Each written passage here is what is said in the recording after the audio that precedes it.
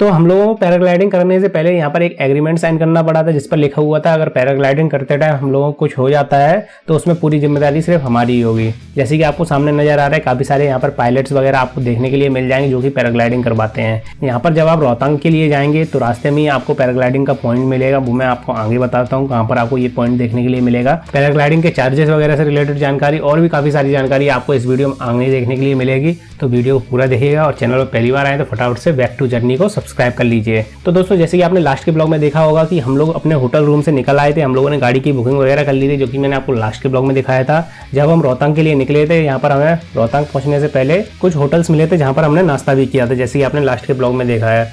और उसमें मैंने आपको बताया था कि अगले ब्लॉग में आपको पैराग्लाइडिंग से रिलेटेड इन्फॉर्मेशन दूंगा।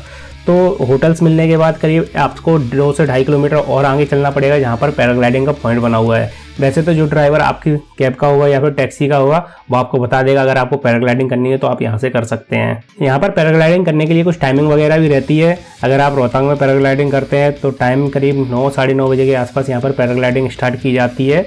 जिस टाइम पे मैं गया था, यानी कि जिस डेट में मैं गया था उस डेट की मैं बात कर रहा हूँ। हो सकता है सर्दियों के टाइम पर यहाँ पर पैराग्लाइडिंग नहीं चलती हो, क्योंकि उस टाइम ठंडी हवा चलती है। यहाँ पर मौसम का बहुत बड़ा कारण रहता है पैराग्लाइडिंग करने के लिए, क्योंकि जैसे कि आपको पता है नीचे की साइड से गर्म हवा ऊपर की तरफ आती है और ऊपर की साइड से ठंडी हवा नीचे की तरफ आती है। तो यहाँ पर क्या था दोस्तों, जब हम यहाँ पर पहुंचे थे, हम करीब यहाँ पर 6:30 बजे या फिर 7 बजे के आसपास पहुंच गए थे, तो उस टाइम ऊपर की ठंडी हवा नीचे की तरफ चल रही थी। तो अगर हम उस टाइम यहाँ पर उड़ने की कोशिश करते, यानी कि पैराग्लाइडिंग करने की कोशिश करते, तो उस टाइम पैराग्लाइडिंग अच्छे से नहीं हो पाती है और ना ही यहाँ पर पैराशूट वगैरह ओपन हो पाता है। तो इस वजह से उस टाइम पैराग्लाइडिंग यहाँ पर नहीं करवाई जाती है। लेकिन हम लोगों को यहाँ पर होटल्स वगैरह में जाकर इंतजार करना पड़ा था, जैसे कि आपको लास्ट ब्लॉग में मैंने दिखा दिया था। हम लोगों ने यहाँ पर नाश्ता वगैरह किया था होटल्स में बैठकर। तो जितनी देर में हम लोगों ने यहाँ पर और दूसरी चीज़ें विजिट की थी, जैसे होटल्स वगैरह में गए थे, तो उतनी देर में यहाँ पर पैराग्लाइडिंग का पॉइंट चालू कर दिया गया था। करीब 9 साढ़े 9 बज गए होंगे जब ये पैराग्लाइडिंग वाले यहाँ पर पॉइंट पर अपने आ गए थे। तो हम लोग यहाँ पर आए पैराग्लाइडिंग करने के लिए और हम लोगों ने यहाँ पर चार्जेस वगैरह पे किए। करीब पर पर्सन के हिसाब से यहाँ पर 2000 रुपये चार्ज लगा था, जिसमें इनकी वीडियो भी इंक्लूडेड थी। यानी कि ये लोग अपने गोप्रो से यहाँ पर वीडियो शूट करेंगे, जो कि हाथ में आपको सेल्फी स्टिक वगैरह दे दी जाएगी गोप्रो लगाकर, जिसे आपको अपने हाथ में ही पकड़ना पड़ेगा फ्लाइंग करते टाइम। यहाँ पर पैराग्लाइडिंग के लिए आप कोई भी बार्गेनिंग नहीं कर पाएंगे। यहाँ पर फिक्स प्राइस रखा गया है 2000 रुपये। अगर आपको पैराग्लाइडिंग करनी है तो 2000 रुपये पे करिए। ये वाली पैराग्लाइडिंग जो हम लोगों ने की थी वो 2 से 2.5 मिनट की थी। अगर आप और भी ज़्यादा लॉन्ग राइड वाली पैराग्लाइडिंग करना चाहते हैं, जो कि 7 से 8 मिनट की रहती है, तो आपको थोड़ा और हाइट पे जाना पड़ेगा। मतलब जो आपकी यहाँ पर रोड बनी हुई है वही गाड़ी आपको ले जाएगी अगर आप लॉन्ग वाली पैराग्लाइडिंग करना चाहते हैं, जिसका चार्ज हम लोगों को बताया गया था 3700 रुपये के आसपास, जिसमें वीडियो भी इंक्लूडेड थी। तो अगर आप लॉन्ग वाली पैराग्लाइडिंग करना चाहते हैं तो आप ऊपर जा सकते हैं, कोई प्रॉब्लम नहीं है। लेकिन हम लोगों को सिर्फ पहली बार एक्सपीरियंस लेना था कैसा क्या रहता है, तो हम लोगों ने शॉर्ट वाली पैराग्लाइडिंग इसलिए प्रेफर की थी। लेकिन हाँ दोस्तों, जब हमें फिर कभी पैराग्लाइडिंग करने का मौका मिलेगा तो हम लॉन्ग वाली पैराग्लाइडिंग जरूर ट्राई करेंगे। और जितने भी लोग यहाँ पर पैराग्लाइडिंग करवाते हैं, यानी कि जितने भी पायलट्स आपको यहाँ पर देखने के लिए मिलेंगे, सभी एक्सपीरियंस पायलट होंगे। तो आपको यहाँ पर ज़्यादा कोई टेंशन लेने की जरूरत नहीं है। और जो यहाँ पर आपसे बॉन्ड वगैरह साइन कराया जाता है वो तो बस फॉर्मेलिटी रहती है। वैसे यहाँ पर कोई ज़्यादा खतरे की बात नहीं होती है, क्योंकि जैसा हमारा एक्सपीरियंस रहा है पैराग्लाइडिंग करते टाइम, पहले तो मतलब मैं तो हाँ कर रहा था, मेरी वाइफ भी हाँ कर रही थी, क्योंकि हम दोनों का काफ़ी ज़्यादा मन था पैराग्लाइडिंग करने का। हम लोगों ने वीडियोस वगैरह देखी थी जो कि काफ़ी एक्साइटमेंट वाली थी, तो हम लोगों का तो काफ़ी मन था। लेकिन रोशन उसकी वाइफ का इतना मन नहीं था और सागर और कामनी का भी ज़्यादा मन नहीं था। लेकिन हम लोगों की देखा देखी में उन लोगों ने भी हामी भर दी और पैराग्लाइडिंग करने के लिए तैयार हो गए।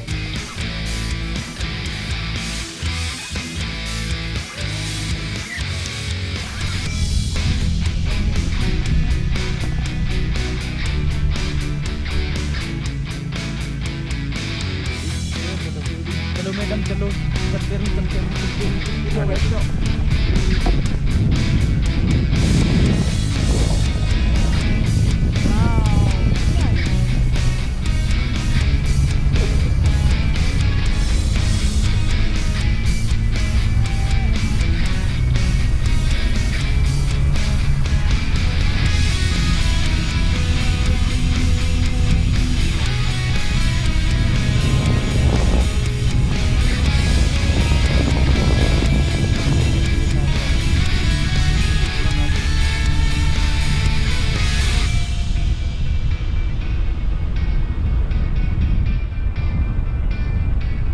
अब मैं यहाँ पर पूरा ओवरऑल एक्सपीरियंस की बात करूँ, यानी कि मेरे एक्सपीरियंस, मेरी वाइफ का एक्सपीरियंस, रोशन उसकी वाइफ का एक्सपीरियंस और सागर और उसकी वाइफ का एक्सपीरियंस की अगर बात करूँ, तो सब लोगों ने ये बोला कि मतलब पैसा वसूल था भैया, मज़ा आ गया पैराग्लाइडिंग करके।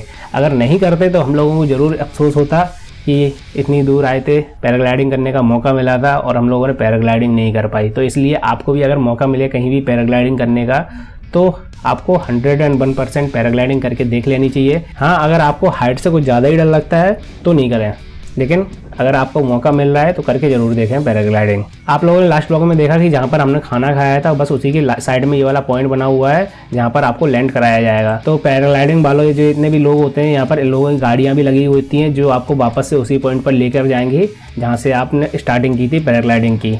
तो वो ऑटोमेटिक आपको वहाँ पर ले जाकर छोड़ देंगे और साथ में आपके मोबाइल में डाटा वगैरह भी कॉपी कर देंगे। वो जल्दी से आपसे मोबाइल ले लेंगे, मतलब गाड़ी में बैठने से पहले यहाँ पर जहाँ पर आप लैंड करेंगे वहीं पर आपसे मोबाइल ले लिया जाएगा। तो आपको एक मोबाइल भी लेकर नीचे आना पड़ेगा अपना साथ में, मतलब पैराग्लाइडिंग करते टाइम आपको एक मोबाइल अपने साथ में रखना है। जब आप लैंड कर लेंगे तो वहाँ पर वो लोग आपसे आपका मोबाइल ले लेंगे और उसमें जल्दी मतलब जो GoPro में रिकॉर्डिंग हुई होगी उसको कॉपी कर देंगे।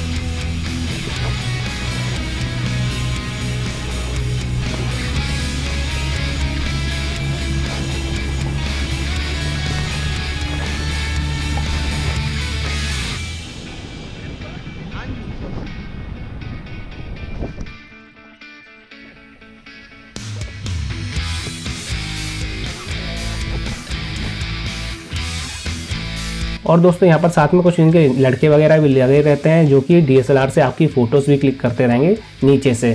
तो आप चाहें तो इन फ़ोटोज़ को भी ले सकते हैं। इन लोगों ने हम सभी लोगों की उड़ते टाइम ही, जब हम फ्लाइंग कर रहे थे उस टाइम फ़ोटो क्लिक कर ली थी। मतलब नीचे से ये लोग क्लिक कर रहे थे लेकिन हम लोगों को पता नहीं था, तो इन लोगों ने फ़ोटो क्लिक कर ली थी। जब हम नीचे उतरे तो इन लोगों ने हमको फ़ोटो दिखाई अपने DSLR में और बोला अगर आप इनको लेना चाहते हैं तो 200 रुपये पर पर्सन के हिसाब से चार्ज लगेगा। करीब 15 फ़ोटोज़ थी तो आपको हम दे देंगे। लेकिन हम लोगों को सबकी फ़ोटो मिल गई थी, सिर्फ रोशन की नहीं थी उसमें फ़ोटो। और हम लोगों ने यहाँ पर 200 रुपये चार्ज भी नहीं दिया, हम लोगों ने यहाँ पर दिए थे पर पर्सन के 100 रुपये के हिसाब से। मतलब 6 लोग थे लेकिन फ़ोटोज़ जो क्लिक हुई थी वो 5 ही लोगों की हुई थी। रोशन क्लिक हो तो गई थी लेकिन वो डिलीट हो गई थी, कुछ मेमोरी कार्ड करप्ट वगैरह इन लोगों का हो गया था। तो 5 पर्सन की फ़ोटो के यहाँ पर क्लिक हो गई थी। हम लोगों ने यहाँ पर 5 पर्सन के 100 रुपये के हिसाब से यानी कि 500 रुपये पे किए थे फ़ोटोज़ लेने के लिए। करीब 15 के आसपास फ़ोटो थी और फ़ोटोज़ भी काफ़ी शानदार आई थी। तो आप भी अगर चाहें तो यहाँ पर भी बार्गेनिंग कर सकते हैं, लेकिन पैराग्लाइडिंग करते टाइम कोई भी बार्गेनिंग यहाँ पर नहीं होती है। जैसे कि मैंने आखिरी में कुछ फ़ोटोज़ वगैरह भी यहाँ पर लगा दिए जो कि हम लोगों की क्लिक की गई थी। तो आप फोटोज़ को एंजॉय कीजिए और चैनल को फटाफट से सब्सक्राइब कर लीजिए अगर अभी तक आपने हमारे चैनल को सब्सक्राइब नहीं किया है, ताकि आगे भी ऐसी आपको ट्रैवलिंग से रिलेटेड काफ़ी सारी वीडियोस हर संडे और हर वेडनेसडे को मिलती रहें सुबह 7 बजे। फिर मिलते हैं आपसे नेक्स्ट ब्लॉग में, तब तक के लिए बाय बाय।